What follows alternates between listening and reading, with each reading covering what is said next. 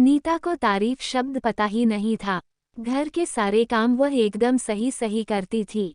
खाना बहुत स्वादिष्ट बनाती थी, लेकिन फिर भी आज का खाना अच्छा था बहू, ऐसा उसकी सास कभी भी बोलती नहीं थी। और पति भी कभी उसकी प्रशंसा नहीं करता था। उसने बनाया हुआ खाना चुपचाप खाकर उठकर दोनों पति और सास चले जाते थे। उसने खाना खाया या नहीं इसका उन दोनों को फर्क नहीं पड़ता था। सास को वह पसंद नहीं थी।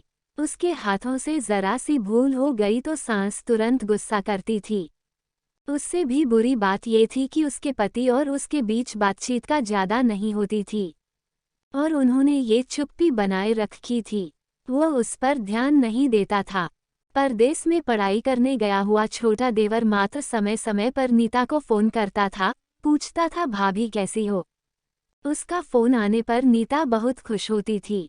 अपना मन हल्का करने का उचित स्थान था नीता का। कुछ ही दिनों में देवर की पढ़ाई खत्म हो गई और वह घर आया। थोड़े समय के भीतर उसे एक अच्छी नौकरी भी मिल गई। नीता को बहुत आनंद हुआ। नौकरी लग जाने के बाद उसकी सास अपने छोटे बेटे की शादी के लिए बातचीत करने लगी। पर देवर को एक भी लड़की पसंद नहीं आती थी।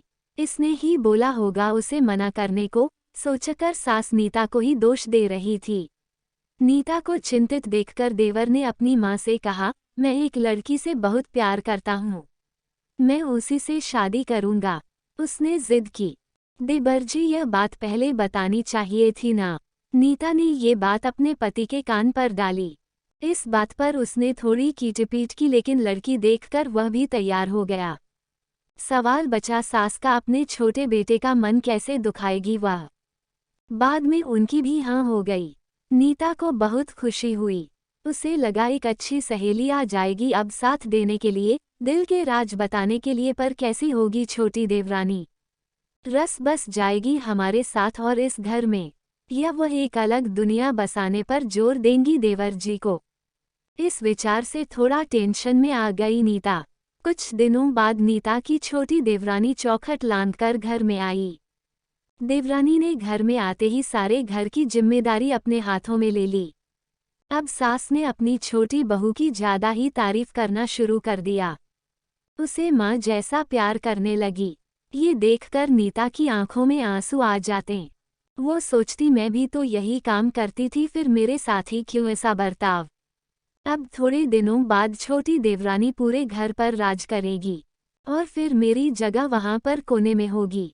अपने ही विचारों में खो गई नीता। नीता के भाव समझने पर छोटी देवरानी नीता के हाथ अपने हाथ में लेकर बोली, दीदी मुझे सब पता है, मुझे अपनी छोटी बहन समझिए, देखना बहुत जल्दी सब ठीक हो जाएगा। छोटी देवरानी ने पूरे घर की जिम्मेदारी तो ले ली, लेकिन कामों में कुछ ना कुछ बार बार भूल करती थी। फिर देवरानी नीता के पास जाती और मदद मांगती थी। ऐसा रोज ही होने लगा। ये देखकर सास लेकिन गुस्सा हो गई। मेरे रहते हुए वह छोटी बहू बड़ी बहू को क्यों पूछती रहती है। फिर सास भी रसोई घर में आकर चार काम शुरू करने लगी। धीरे धीरे वह छोटी बहू के साथ साथ अनजाने में बड़ी बहू से भी प्यार से बर्ताव करने लगी। प्यार से बोलने लगी, नए पदार्थ दोनों को सिखाने लगी, भूल समझकर समझाने लगी। अब सास और दोनों बहुओं में अच्छी दोस्ती होने लगी। इस वजह से बड़ी बहू का स्वभाव भी अच्छा होने लगा। उसके स्वभाव में खुलापन आ गया। सास भी दोनों के साथ कभी शॉपिंग तो कभी फिल्म देखने जाने लगी। वो अपनी दोनों बहुओं को समान प्यार करने लगी थी।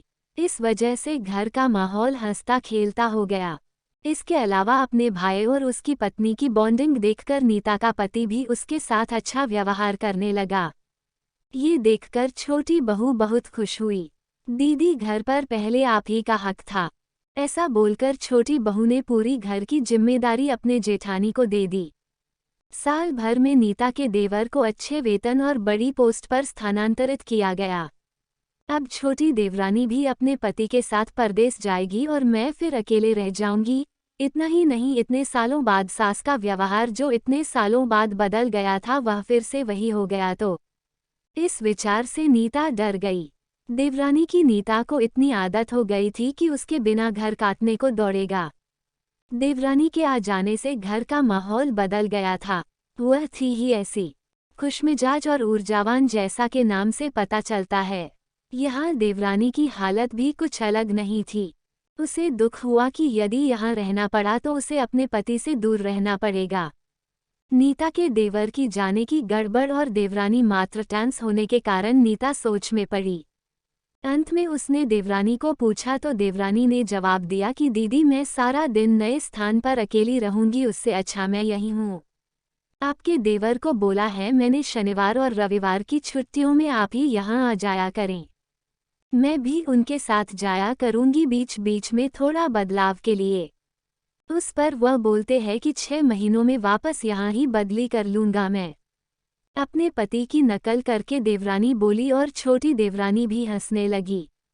अपनी आंखों के आंसू पोंछते हुए नीता बोली छोटी ये दिन वापस नहीं आने वाले। जाओ तुम अपने पति के साथ, उनके साथ भी तो कोई होना चाहिए ना। दीदी आपने मुझे बड़ी बहन का प्यार दिया वैसे ही भैया के रूप में एक बड़ा भाई मिला। ये भरा हुआ संसार छोड़कर मैं कैसे जाऊं? वहाँ अकेली का मन नहीं लगेगा। 6 महीने का तो सवाल है, वो आते रहेंगे यहाँ पर। ये सुनकर नीता ने अपनी देवरानी को खुश होकर गले लगाया। तभी देवरानी नीता को बोली अपने पति के साथ एक अलग जीवन बनाने में समय नहीं लगता, अपनों में रहकर पति की प्रतीक्षा में ही आनंद है। दोस्तों, 2 अलग अलग घर और ससुराल से आने वाली ये लड़कियां अपने नए घर के लिए सब कुछ करती है। पता ही नहीं चलता कि कब एक दूसरे की आदत हो जाती है। सच में देवरानी जेठानी का रिश्ता बहनों से कम नहीं होता। दोस्तों, अगर स्टोरी आपको अच्छी लगी तो लाइक कीजिए और चैनल को सब्सक्राइब कर लीजिए और बेल आइकॉन को प्रेस कर लीजिए। नया वीडियो आते ही आपको नोटिफिकेशन मिल जाएगी।